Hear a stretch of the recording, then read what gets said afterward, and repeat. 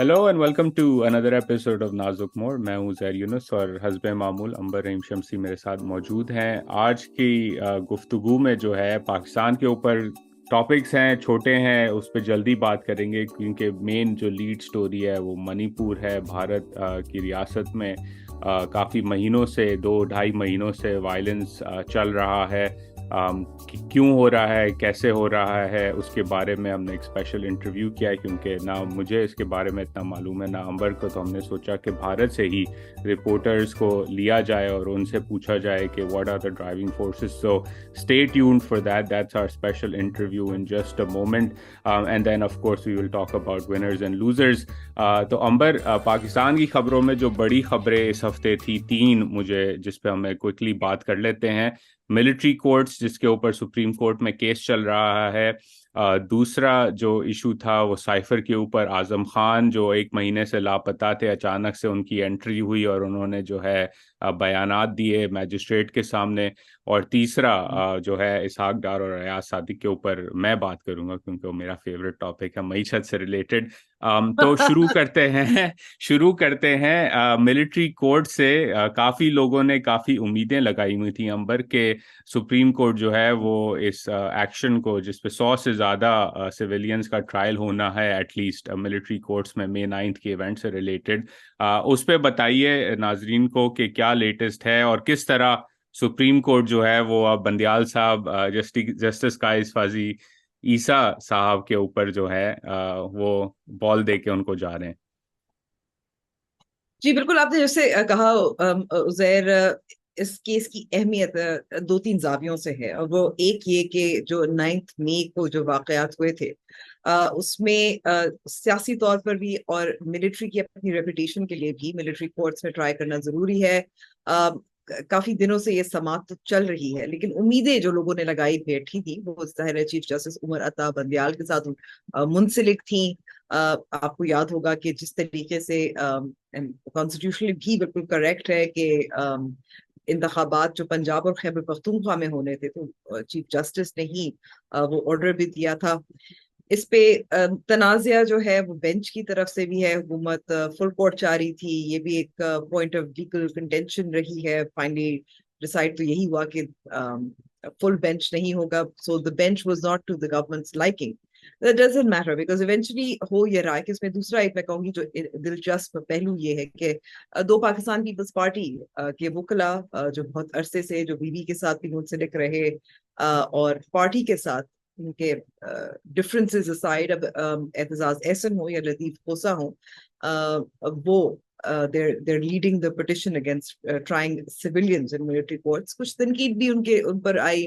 मिसाल के तौर पर कोई 25-26 जो सिविलियंस इमरान खान साहब के दौर में मिलिट्री कोर्ट्स में ट्राई हुए थे, उस पे उनसे बार बार सवाल, उनके पुराने क्लिप्स चलाए जा रहे थे, खासतौर पे लतीफ खोसा के, कि उस वक्त आपको इतनी फिक्र क्यों नहीं थी, अब आप इमरान खान साहब के वकील हैं तो अब आपको क्यों फिक्र है। बट और लतीफ़ कोसा साहब का तो just for the audience context के, जब डॉन लीक्स हुआ था तो वो बड़े पेश पेश थे कि सिरिल अलमीडा के खिलाफ ये केस भी बनता है और वो केस भी बनता है, और उन्होंने सेडिशन भी की है और पता नहीं उनकी क्लिप्स वो चली।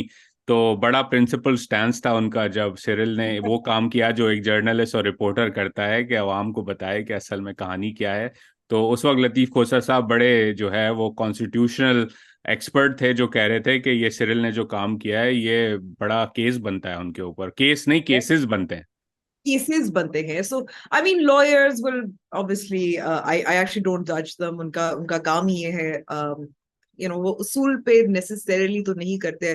ऑब्वियसली जब आप पॉलिटिकल पार्टी के साथ उनका ताल्लुक हो तो आप समझते हैं कि there some degree of loyalty, but lawyers will go where the money is. But I mean I think उसमें दिलचस्प बात जो आखिरी जो समाअत हुई थी उसमें दो चीजें मर्ज की थी।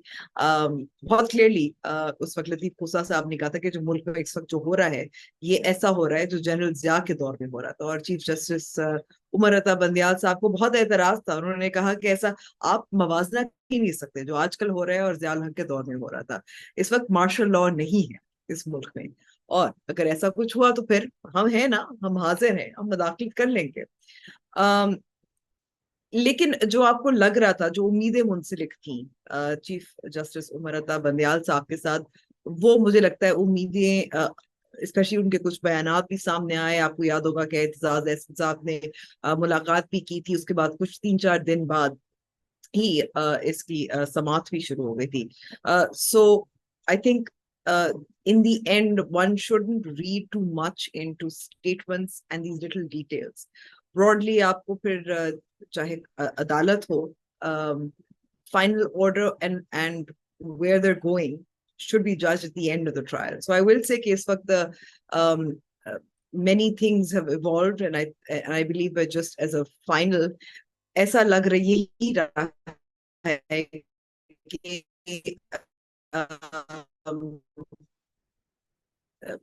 उमर अता बंदियाल ही है कि they need to begin. उनको ये भी बताया गया था अटॉर्नी जनरल की तरफ से कि the इनकी they will get a right to free hearing. There's still a little bit of contention where right to appeal होगा या नहीं. Anyway, but I think the point here is ultimately it seems as if finally I don't think the Chief Justice, given that his tenure is ending in September, is willing to go that far to give an order against the trial of civilians in military courts. और वो अब अगले Chief Justice यानी कि Justice काजी फाइज ईसा की अदालत में फेंकना चाह रहे हैं. इंटरेस्टिंग, तो अभी देखना होगा, बट अगेन आई थिंक वो जो सिग्नल्स आ रहे हैं Signals, वो say ऐसे ही that, but I लग do रहे हैं. want to say that we can't read too much into signals until the end because you never know. I agree. I think we never know. So let's keep watching this story. Interesting होगा. And again, मेरा view तो बड़ा simple सा है कि ये जो overreach हो रही है जिसमें सिविलियंस को मिलिट्री ट्रायल दिया जाने की कोशिश की जा रही है, वो बेसिकली एक शॉर्ट सर्किट कर रहे हैं सिस्टम को. और उससे जो है हालात बुरे ही होंगे. बेहतरी इतनी ज़्यादा उससे एक्सपेक्ट करना वो इस फॉली. तो ये ऐसा काम ना ही हो तो बेहतर है, but Pakistan is going in a different direction. At least Pakistan current leaders want to go in a different direction. तो लेट्स सी.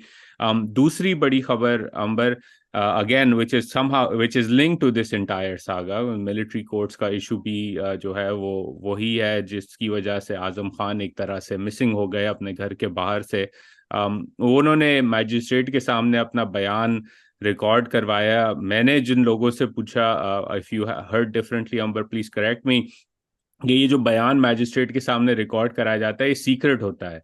लेकिन उसकी बड़ी तेजी से लीक्स आ गई कि उन्होंने क्या कहा और कैसे कहा.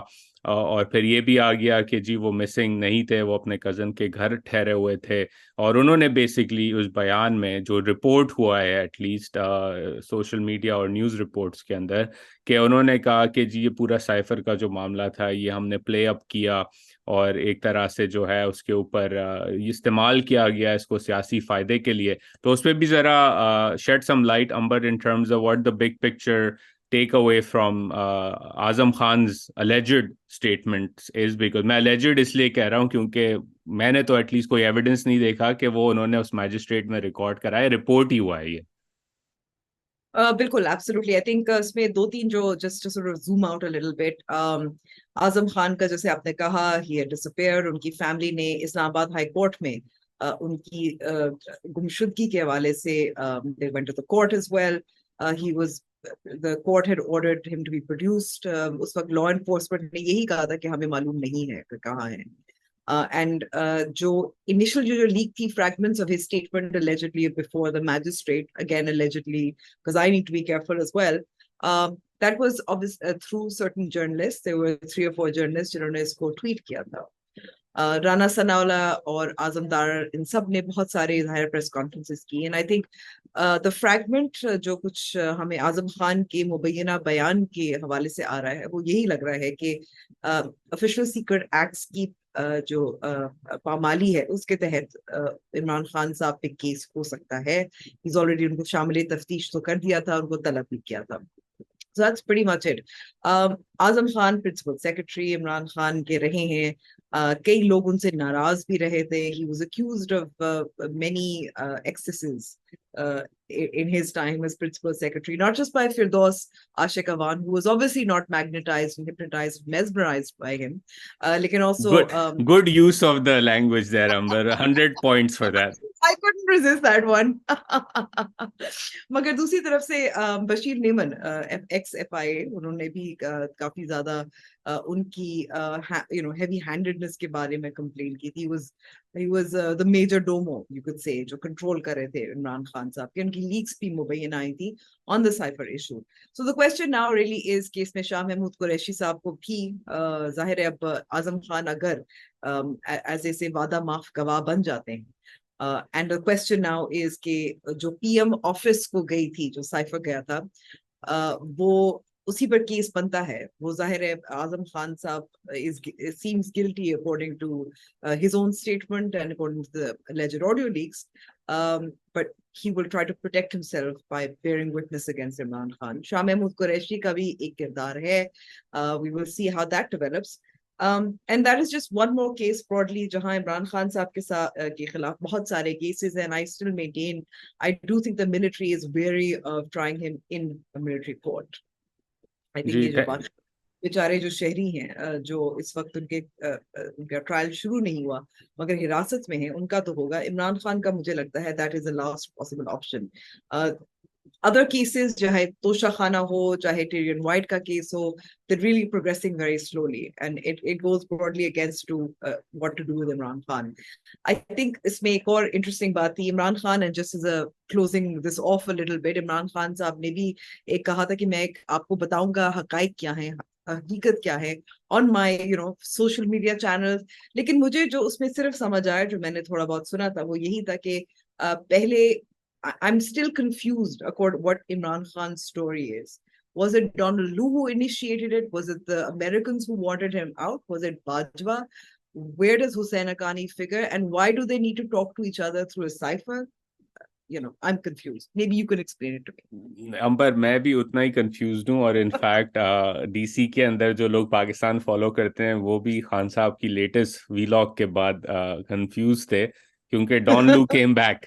और डॉन लू काफी टाइम बाद जो है उनका, अगर आपको याद हो तो उन्होंने उनका नाम लेना छोड़ दिया था, लेकिन इस दफा उन्होंने कहा कि उस साइफर के अंदर पाकिस्तानी सफीर जो कि इस वक्त फॉरेन सेक्रेटरी हैं पाकिस्तान के, असद मजीद खान, उन्हें डॉन लू ने कहा कि आपने खान साहब को हटाना होगा VONC से, अगर पाकिस्तान रिलेशंस आगे बढ़नी है अमेरिका के साथ.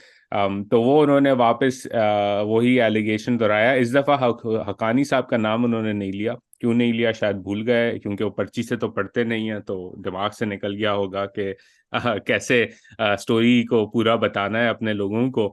लेकिन क्या ये हो उससे सकता है कि ये भी हो सकता है क्योंकि एक केस भी है इस वक्त एक दो. नोटिस दिया हुआ है हकानी साहब ने. जी जी, तो एक केस के नोटिस दिया हुआ है सीज एंड डिजिस्ट का. तो who knows, but in any case Don Lu was back in the mix. और उसके अंदर अगेन इस पॉडकास्ट पे हम लोगों को समझा चुके हैं, वापस मैं समझा देता हूँ कि जो मेन थ्रस्ट है स्टोरी का, कि आप कह रहे हैं, खान साहब कह रहे हैं कि बाजवा साहब ने प्लान किया कि खान साहब को हटाना है. खान साहब को हटाने के लिए अमरीकी सपोर्ट ज़रूरी थी, तो अमरीकी सपोर्ट के लिए उन्होंने ये सारा जो है एक तरह से लॉबिंग की DC के अंदर, जिसकी वजह से डॉन लू कन्विंस हुए कि खान एंटी अमेरिकन है. फिर जब डॉन लू ने असद मजीद खान को कहा कि ये एंटी अमेरिकन है, इसको हटाओ, तो वो साइफर जब आता है तो फिर बाजवा साहब को ग्रीन सिग्नल मिल गया कि अमरीकी मेरे साथ हैं. तो उसके बाद उन्होंने VONC का मरहला आगे बढ़ाया. और अमरीकी निज़ाम इतना कच्चा है कि वो सिर्फ लॉबिंग की बिना पर डॉन लू जैसा शख्स जो है वो मान गया कि खान जो है वो एंटी अमेरिकन है.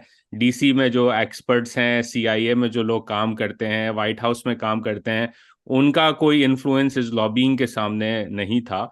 और फिर बाजवा Also, I साहब mean, ने हटाया उन्हें. there is a very large embassy in Pakistan, America की consulates भी हैं. बिल्कुल उनकी भी जरूरत नहीं थी. बिल्कुल नहीं थी. तो वो मैसेज जब डॉन लू का आया, तो वो खान साहब ने अपने वीलॉग में खुद भी इंडिकेट सिग्नल किया कि वो मैसेज जो है वो बाजवा साहब के लिए एक तरह से था कि हम आपके साथ हैं और आप कदम बढ़ाओ जनरल बाजवा, हम तुम्हारे साथ हैं वाला नारा एक तरह से उन्होंने दिया। तो उसके बाद ये सारा काम हुआ। तो एक ख्याली स्टोरी है।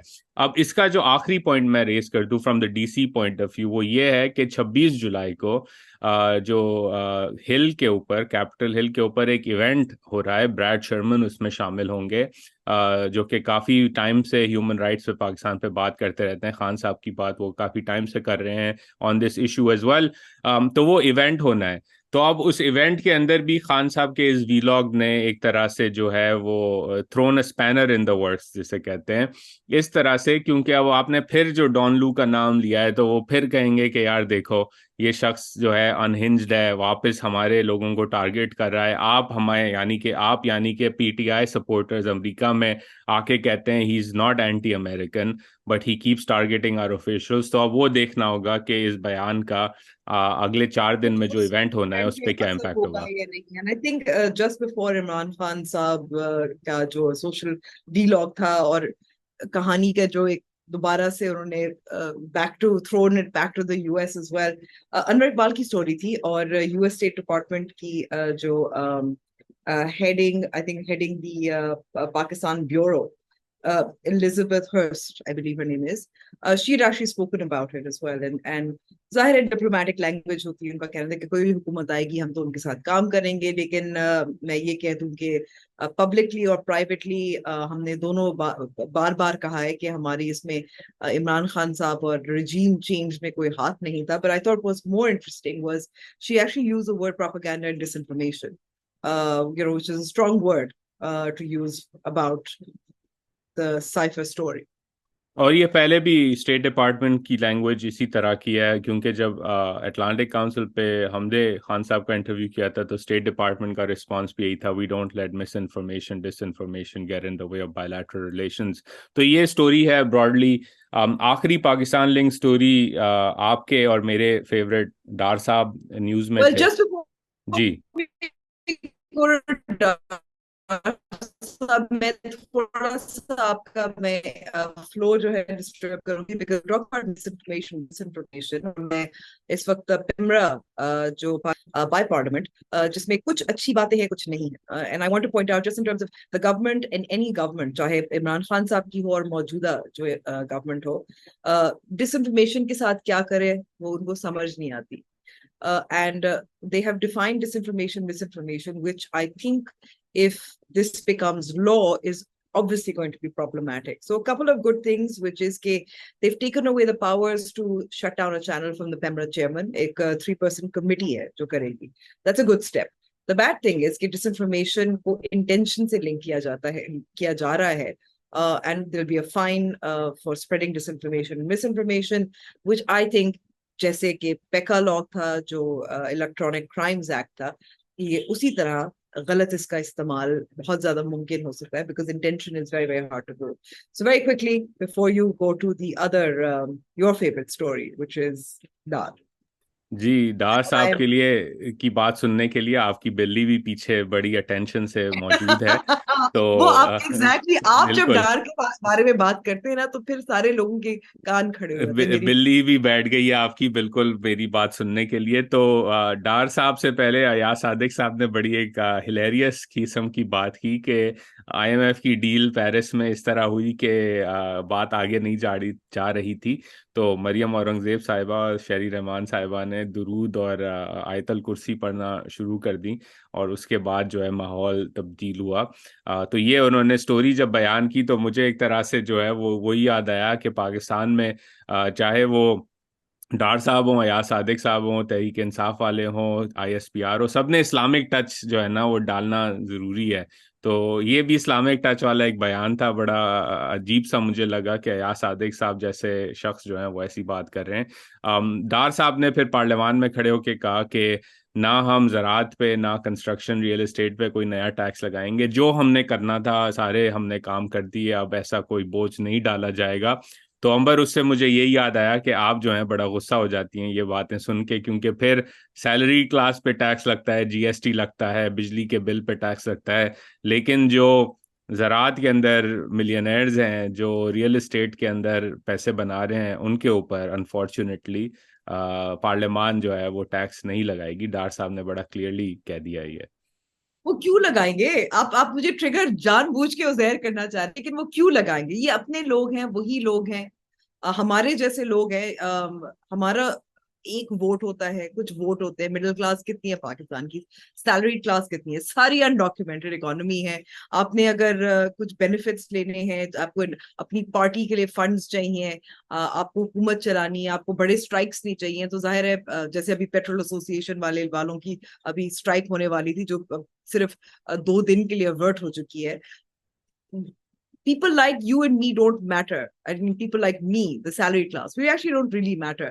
हमसे जितना निकाला जा सकता है इलेक्ट्रिसिटी बिल में, हमारे हमारे जाहिर है the value of our salary has been dropping for the last 4 or 5 years. हर चीज आपको इंक्रीमेंट भी मिलता है या आपको बोनस मिलता है, doesn't really matter because everything is just become inflation is making everything more expensive.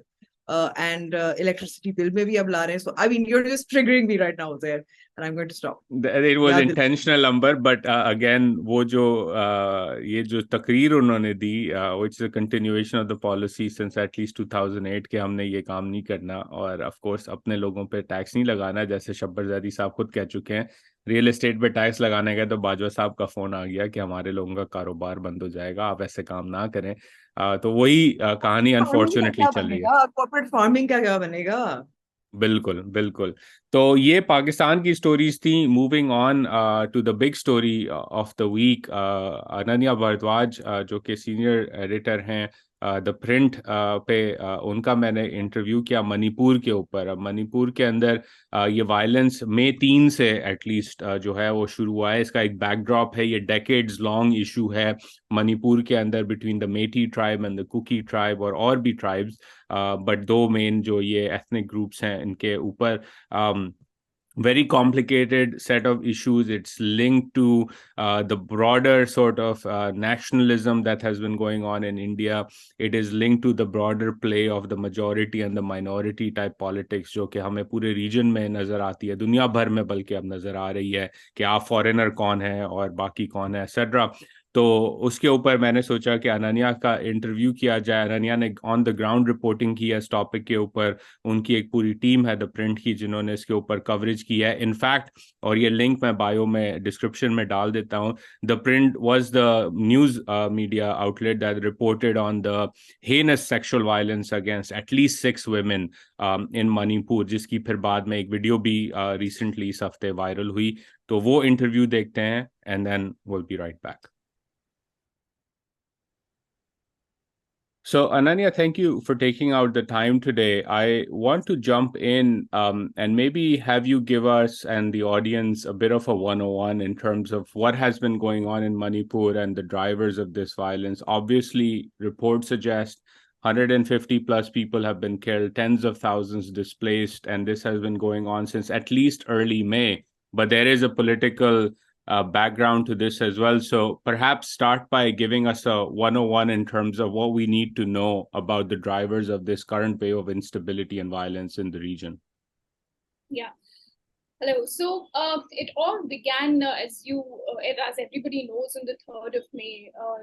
I would just give you a little bit of the background first, that this was a Manipur High Court order, which said that the Meiteis, the community which is in majority in Manipur, will also be given an ST status. This is the scheduled tribe status that we are talking about.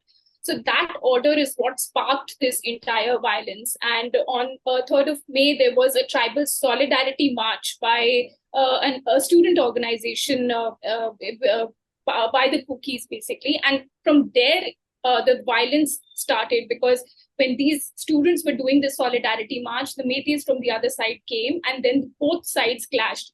And that's where it began. And since then, it's been more than 2.5 months now, almost 3 months, that the violence is ongoing in Manipur. There was so much devastation, because I have been on the ground and I've seen it with my own eyes. Villages have been burnt down. There are so many that have been killed. In police data, from what we know, it's 157 people who have lost their lives, but the figures are much more, trust me, because there are so many bodies that are lying unidentified in the morgues even now. And so many people have been displaced. The figure that we have from the police is about 50,000. So you can imagine the sort of devastation that this violence has caused, and it's still ongoing because sporadic incidents of violence are being reported on a daily basis. Now, why these incidents of violence are not stopping? The primary reason being that when this entire clash started, the Methi population, which lives in the valley, which is known as Imphal. So if I tell you about the geography of Manipur, it is a state which is like a square-shaped state. In between, it's the valley where the Methi population lives, and surrounding it is the other hill districts where mostly the Kuki population lives. So the 10% of the entire of Manipur is concentrated in the valley where the Methis live, but also the most developed part of Manipur, because that is where all the education institutions, government hospitals, other things are there. So all the major businesses also are in the valley. So that is a much more developed part of Manipur as compared to the hill districts. So in Manipur, in Imphal, what happened was then when this violence broke out around in the beginning of June, that is 4th of June, crowds went and looted police armories. So these are the sort of what the weapons that we're talking about here are. Highly sophisticated weapons, including your AK-47s, machine guns, SLRs. All these guns were looted from police armories by the crowd. So now just imagine a situation where the locals are armed. And that is why, the failure of the state government comes here into the picture, because the police could not stop them. Whatever forces were deployed there could not stop the crowd. And these episodes, not just one, it kept happening. So over 5,000 weapons and 6 lakh ammunition was stolen, were looted by the general public, by locals in Manipur. And that is why what we are seeing now is a result of that, because government has completely failed in ensuring that disarmament happens. And when so many locals are armed with weapons, you can imagine what the condition would be. Thanks for that overview, and just a quick couple of follow-ups, right? I was watching some of the brilliant coverage you and your team at ThePrint have done on this to keep us informed. And in one of the conversations, it came up that the looting of the armories also seemed like it was planned. They knew where to go and they knew what to take, and apparently also took dummy guns as well. So tell us a bit about this one. The second, I've been following some of the sort of responses over this time from governments or the ruling BJP party, sort of saying this is foreigners are involved and the Chinese are involved and this has something to do with Myanmar. You've been on the ground, so help us understand the truth about that sort of foreign conspiracy angle to this as well. So that's the unfortunate part, because when you go to Manipur, these are the kind of stories that you hear. If you are talking to the Methis, they'll narrate their own side of the story. If you're talking to the Kukis, they'll have their own versions to narrate. So the tension between the Kukis and the Methis is not something new, but it has been there for generations. And not just these two tribes. Manipur is a very complex state because to govern, in fact, because it has about 33 tribes, and everybody has their own specific, kind of terms and culture that they want to preserve. Now, when you talk about the Kukis and Methis in this particular episode, Biren Singh had given, the Chief Minister Biren Singh, who is from the BJP, had been giving these sort of statements in the past, and you must have, everybody has read it, and it was all over Twitter as well, that Kukis are narco-terrorists. Now, he's used the word terrorists so many times that it has obviously irked the Kuki community. Now, the point here Methis try to make is that the Kukis do not belong to India. They have come from Myanmar. Now, what they say is that we allowed to stay them in India years ago because our king allowed them to be here. So they are refugees. Another allegation they make against the Kukis is that a lot of them infiltrate from the Myanmar side, and the Kuki community gives them refuge. Now, the basic demand of the Methis is that a census should be carried out in the area to see how many of them are actually legal residents of India. Another allegation that they say is that these guys do poppy cultivation, and that is why they also call them narco-terrorists. Now, there is no basis of these allegations. These are just allegations that they make, sans any facts. And if I may interrupt and you really quickly on this, as you mentioned, the census, that's been the demand. That's been the ongoing broader issue in the eastern parts of NRC. India, in Assam and West Yes. Bengal and all. It's linked Yes. to that conversation, correct? Yes, absolutely. That's where the demand comes from.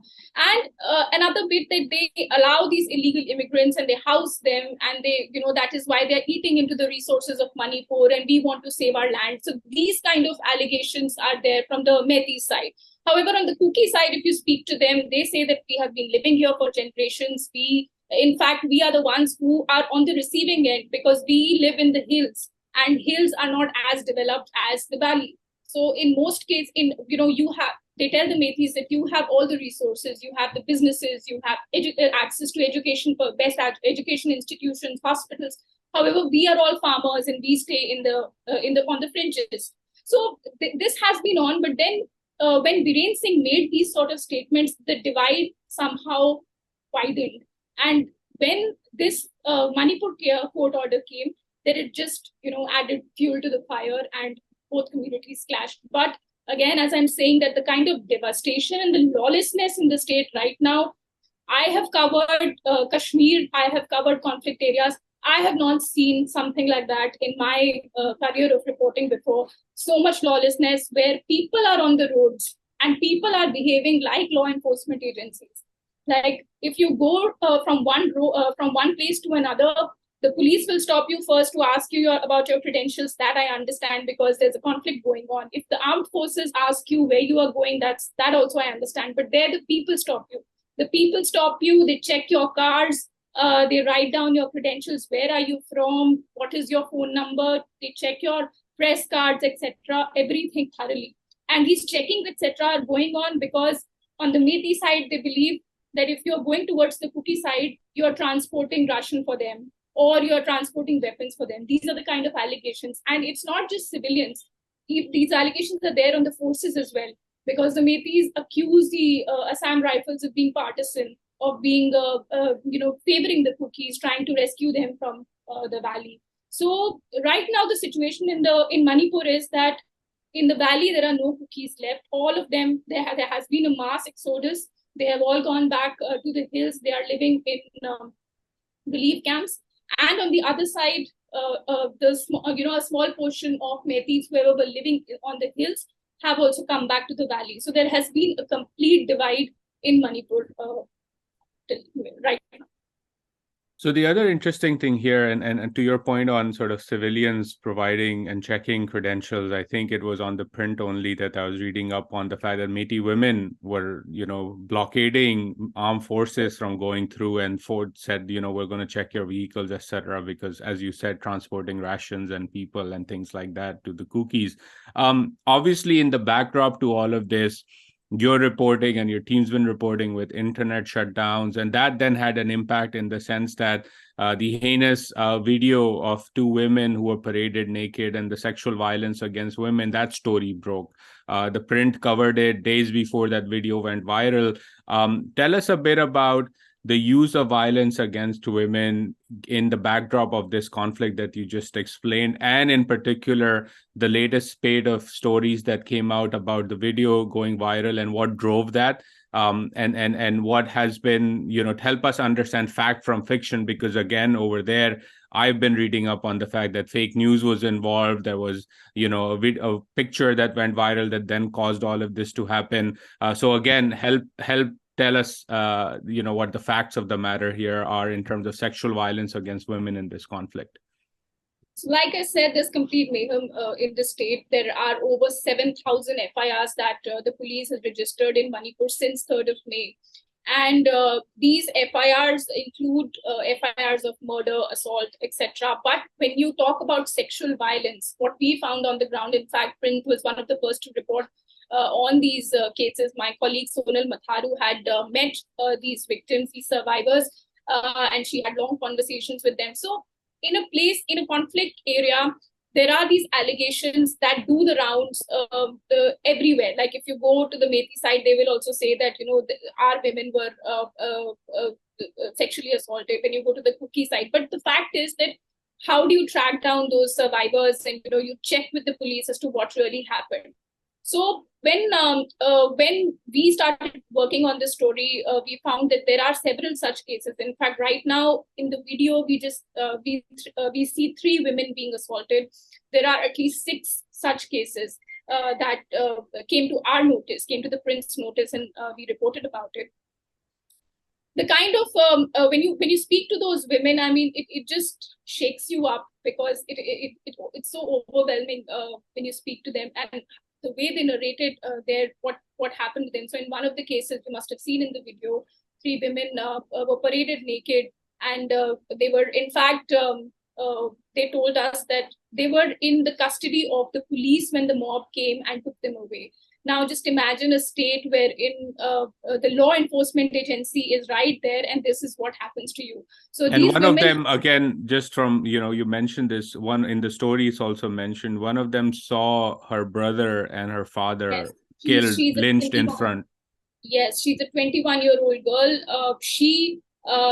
In fact, she was one of the women who were paraded naked. And when her father tried to save her, and she was shouting for help when her brother came to rescue her, they were killed right before her eyes. The brother was beheaded, the father was killed, and she was into so much shock that she didn't speak to us. The family, in fact, requested us to not speak to her because she was undergoing so much trauma. In fact, right now, the mother told us that she is in another district in Technopol, and she married her boyfriend. Her boyfriend offered to marry her, and they're both married. So they don't want her to get dragged into this again ever. And she's very traumatized, and we can fully understand what she may have been going through. In fact, a 40-year-old woman also, whom Sonal met at a relief camp in Churachandpur, she also narrated her ordeal. Although now so many of the reporters are going to speak to them about what happened, but then these women, in fact, are so determined. They're talking to each and every one, saying that these stories must come out. And because they have been actually telling these stories, they even wanted to report it to the police, but it was just falling on deaf ears. This was not going reported. It took like a video to shake the conscience of the police. They didn't do anything for 2 months, and within a day of that video being released, 4 arrests were made in the case. In fact, if I again, when the Print broke that story and started covering it, it was the police said they had no such reports at all. So even when the journalists reported on this, they still said no. They waited until the video was national, international news before they sprung to action. The police there is actually, like I said, I have not seen this anywhere before, that the police is divided on ethnic lines so deeply. I mean, now there is a Kuki police and there's a Methi police. You will not believe the Kuki policemen who were deployed in police stations in the valley, in the Methi area, actually went missing on 4th of May. Over 1,000 of them went missing from their police stations, and they fled. They went back to their homes, and now then they were redeployed. So now in the valley, they only have Methi policemen, and in the hills, they have only Kuki policemen. So if I was somebody, a Kuki living in the valley, and my house was burned, if I go to a police station where there are all Methi men, my FIR will not be registered because they will refuse to register a case. Which is why what's happening now is that there are so many zero FIRs being registered in Manipur. Now, what is a zero FIR? Zero FIR is a complaint that I can give to any police station. I can go and register my case in any police station, irrespective of the jurisdiction. Then that case will be transferred to the place where that incident happened. So there are so many zero FIRs that are being registered. The incident happened in Imphal, but the FIRs are being registered in, say, Churachandpur or Technopol or Chandel. So these areas. Now just imagine the kind of delay it will take to transfer those cases and then the investigation to begin. So which is why I'm saying that, there are about 6,000 plus FIRs that have been registered, but how many arrests have really been made? Just 192 200 arrests have been made, and all of them are general arrests. These are not arrests that should be made to stop this violence that is going on in the state. Thanks for that overview. And again, the stories of sexual violence, unfortunately, are so triggering that, it's like even on social media or WhatsApp, when they come in, one has to think twice about whether one wants to even hit download, because then the preview comes up. It's just really, really triggering. So thanks for covering this, for helping us understand what has been going on. Last question to you. Obviously, since the video went viral, there has been a national uproar. The first day of the monsoon session got washed out because of the story itself. The Prime Minister has spoken, but then that's led to increased criticism because they've been drawing comparisons to other states. We've seen social media conversations again about fake news, that so and so did this, or look at what happened over there, etc. Where do you see this going? Like, what's the state of play out of Delhi in terms of how to calm the situation down? Amit Shah spent a number of days there as well, but to no avail. What's next? What are some scenarios that the audience should sort of keep in their mind as this situation evolves in Manipur? As of now, what we feel is that Delhi is just waiting and watching. They should have reacted much earlier. It's anyway too late now. But what has to be done now is, because this requires a political solution. It can't be that you can send the number of forces. Even the forces are restrained in Manipur. They, in fact, they told me that they feel helpless. Why? Because there are several factors. Now, when you talk about forces, they are just acting like peacekeeping forces. They're not. The one incident happened in the valley where a group of women called Meera Baibis, these are Methi women, got together, and the army had detained 11 militants. These are militants who are actually named in cases by the NIA, the National Investigation Agency.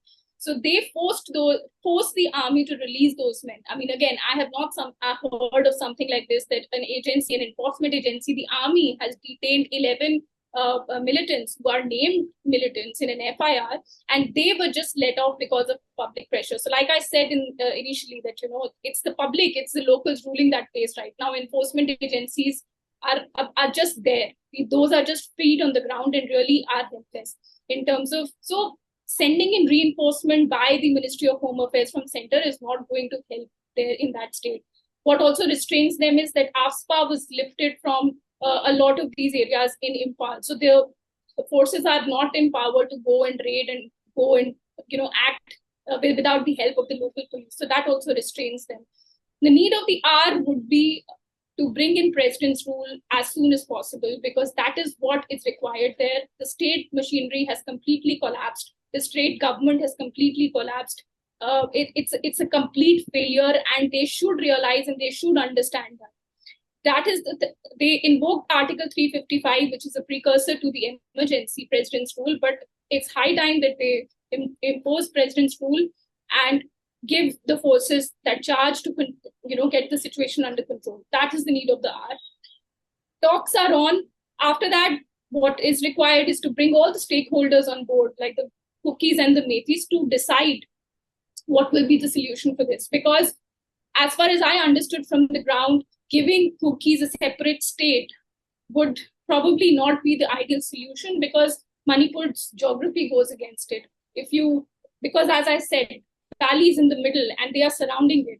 So if you give them a separate state, the Methis will just be cornered, in the middle. And they don't have an airport. Cookies don't have an airport. How do they get their supplies, or the arterial roads come through the valley? So it's going to be a mess. So there has to be a political solution to this by bringing all stakeholders on board, and only then this can be resolved. But like I said, and when we speak to security forces on the ground, they don't see the situation calming down or getting better anytime soon. And as you said, everyone's armed to the teeth in terms of the weapons that are available and the ammo that's available to them. So it really is going to take a while, even with intervention, I would say, for things to calm down. Thank you so much, Ananya, for taking out the time. Keep up the excellent work that you and your team are doing. Keep us informed, keep reporting. And I will share a bunch of the links that you and your team at ThePrint have covered stories on related to this in the description below. So again, appreciate you taking out the time. Thank you. तो interview आपने अंबर देखा, audience ने भी देखा. My take away on this at the last point, जब मैंने अनन्या से पूछा कि where do you see this going, तो दो इंटरेस्टिंग चीज़ें जो स्टैंड आउट की. नंबर वन, कि अभी तक प्रेसिडेंट्स रूल वहाँ नहीं लगाया, और इसकी बात अब ज़्यादा बढ़ गई है कि दिल्ली जो है has been waiting and watching and burying its head in the sand for far too long. उन्होंने इसको इजाज़त दी है इस क्राइसिस को और बढ़ने की. तो ज़रूरी यह है कि अब आप प्रेसिडेंट्स रूल लगाएं और किसी तरह जो है अथॉरिटी असर्ट करें इस रीजन में, क्योंकि everyone's arm to the teeth. Number one. Number two, उन्होंने कहा कि ये इशू एक तरह से लिंक्ड है ब्रॉडर नॉर्थ ईस्ट के अंदर जो एक मसला चल रहा है रिलेटेड टू सेंसस और कौन फॉरेनर है कौन नहीं. और ये अगेन एक तरह से राइट विंग नेशनलिज्म की जो ग्रोथ है इंडिया में, ये इससे लिंक्ड है. तो we can not just look at Manipur के अपने एक यूनिक सर्कमस्टांसेस हैं, but those unique circumstances are linked to the broader issue in the eastern parts of India. West Bengal, Assam, Manipur, ये सब एक ही कड़ी का हिस्सा हैं. तो those two things stood out to be in the sense कि ये क्राइसिस जो है it's not going anywhere any time soon. I obviously can't comment more than आपने that was a fantastic interview and thank you for getting a hold of her. I think case में दो तीन जो identity politics जिससे आपने बात की, वो हमारे जैसे ममालिक में जहाँ ये बहुत ये टिंडर बॉक्स होते हैं, I think it bears even more. But India और खास तौर पे इस वक्त Narendra Modi also did not speak about this because ये मई से चल रहा था and was forced to speak about it जब एक वीडियो सर्फेस हुई थी. And bear in mind that obviously we heard this कि the rape happened in May, और अब जाकर इस पे एक्शन हुआ when the video surfaced because वहां आपका इंटरनेट शट डाउन भी रहा है. So Modi's silence is because these are incidents of violence in the periphery, and that is his pretty much his strategy. Jahan where he doesn't step in into these he doesn't talk about minorities. He doesn't talk about identity politics or victims of identity politics until it is absolutely necessary, and that's part of his strategy. But let's see how this goes. It has been something that's been on my radar for a few months, and it's unfortunate something like this has to come to the fore for us to talk about it. या and I think Pratap Bhanu Mehta ने भी इस पे एक article अच्छा लिखा है आज के इंडियन एक्सप्रेस पे, उसका लिंक भी मैं डाल देता हूँ. और उस पे वो लिखते हैं कि the only thing worse, these are Pratap Bhanu Mehta's words. He says, quote, the only thing worse than the PM not speaking is him speaking, end quote. और ये I think he's right on this point, क्योंकि अब एक तरह से मैं social media आज सुबह भी देख रहा था रिकॉर्डिंग से पहले कि लेटेस्ट क्या है. तो एक पूरा, और इस पे मैंने अनन्या से भी सवाल किया कि एक पूरा ऑल्ट जो है व्हाट अबाउट ट्री का कॉन्वर्जेशन चलाई जा रही है बीजेपी ट्रोल आर्मी से कि जी इधर हुआ है तो आप उधर देखें, कांग्रेस की स्टेट में भी ऐसा होता है, और राजस्थान में फलाना हुआ और इधर वैसा हुआ, और ये स्टेट्स जो है बातें बड़ी करते हैं और इन्होंने जो देखो अपनी यही हुआ है. तो ये एक तरह से इंफॉर्मेशन स्पिन की जा रही है to again deflect from the crisis at hand in Manipur and the failures at hand in Manipur. And again, even outlets like ThePrint that have been covering this have consistently said that internet shutdowns are not helping in this situation, क्योंकि reporting में दिक्कत हो रही है उसकी वजह से. और not only reporting में मसाइल आ रहे हैं, बल्कि it's not stopping fake news, क्योंकि ये जो sexual violence जो ये अभी latest spurt हुआ, जो report हुआ, it actually started with a fake WhatsApp viral picture, जो एक तस्वीर थी एक लड़की की, जो उन्होंने कहा कि कुकीज ने कत्ल किया है मीठी औरत को, और बाद में फौरन बल्कि पता चल गया था कि ये फेक स्टोरी है, क्योंकि this was a picture of a Indian women, I think out of Delhi और somewhere in the main heartland जिसे कहा जाता है of India. I am forgetting exactly where this was from, but she was killed by her family itself. So it had nothing to do with what was going on in Manipur, and then led to a crazy outburst of violence that we are seeing directed towards women in particular, which is heinous. So we'll Which keep is monitoring. also, I mean, one for the ages. I mean, I just want to sort of very quick comment on that because, it is vulnerable groups that are most susceptible to anything, any kind of conflict, any kind of emergency. And rape against women in war-like situations and conflict is obviously used. And, you know, I'm reading Dune these days, it's made anybody who's read Dune might obviously speak about this. So the God Emperor, who is Leto 2, has actually created an all-female army and it wants to end military because the military, when it doesn't have an enemy on the outside, then turns against its own people. And very specifically as well, how men use rape as a tool for suppression. And if they're especially military, male-dominated militaries. But I mean, just as in terms of a thought, because I was reading it today, it sort of struck me as well. No, and you're absolutely right, and the trauma that's inflicted. So the most sort of like, triggering part of this story as I was catching up on it and Ananya was describing it was this story of a 21-year-old woman, one of the at least six that have been reported that have been assaulted in this ongoing violence in Manipur. She screamed for her family to save her, and her brother and her father came and they killed him. They killed both of them, and she's very shaken up. She did not want to speak on the record, and is traumatized not only in terms of the violence, right? So it's one thing, sexual violence itself is abhorrent, but then imagine going through that ordeal while also having to watch your brother and your father killed right in front of you. I think Ananya said the brother was beheaded in front of her eyes, and she's traumatized as a result of that. So insane levels of violence directed against women, which is a theme that we see time and time again, going as far back in the partition itself, right? That's in front of us, and that has been recorded as well. So we will keep monitoring this story and keep trying to bring reporters who are on the ground to our audience to tell the audience about what exactly is going on. So stay tuned for more on Manipur as well. On that note, I think this is almost the end of our discussion today. We will conclude, and it's a weird segue to me, Amber, at least, because we're going from this heavy topic to our final topic, which is winners and losers. But let's cover it. So over to you in terms of who the winners and losers are for you. Okay, all right. I mean, in terms of winners, I have two young people जिन्होंने कुछ achieve किया है within Pakistan.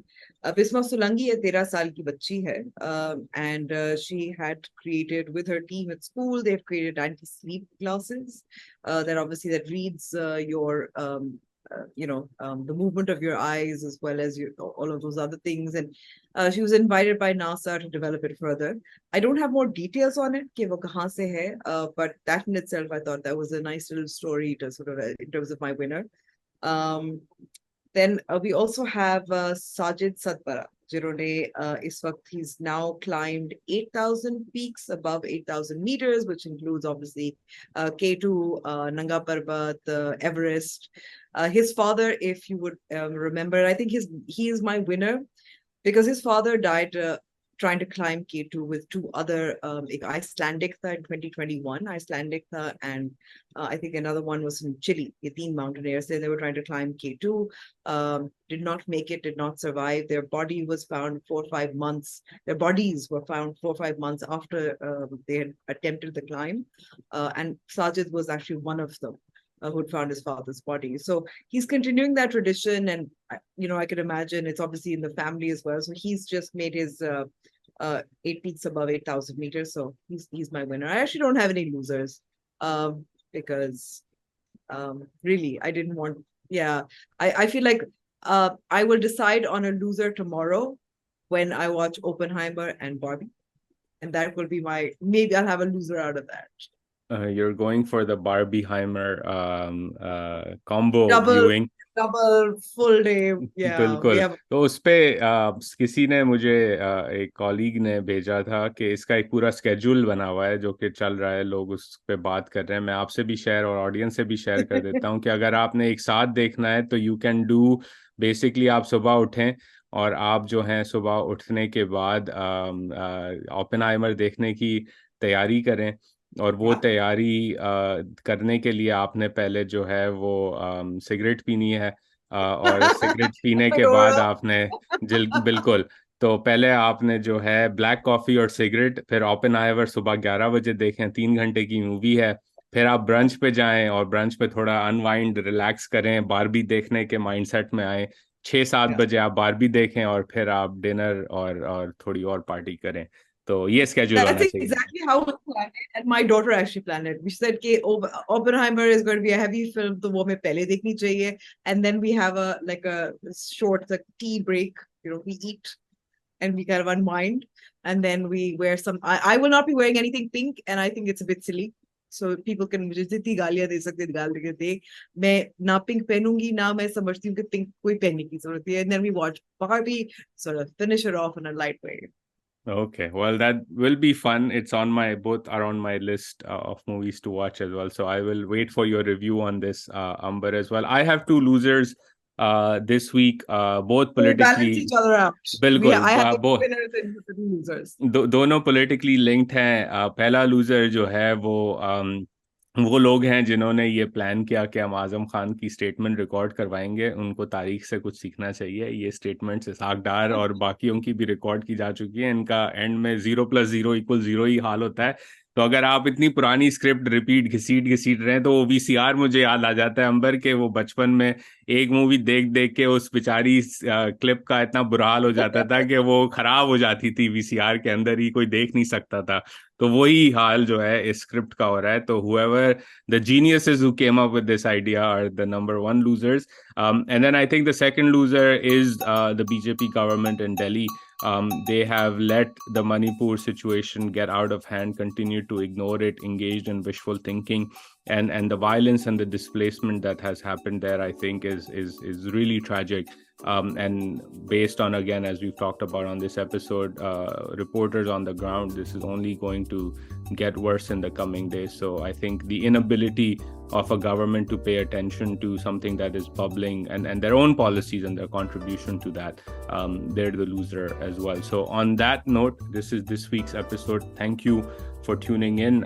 We will be back next week. And in the meantime, please do like, subscribe, and comment, and let us know of other topics that we need to cover, especially with experts that can enlighten you and us both on these topics. So until then, Khuda Hafiz.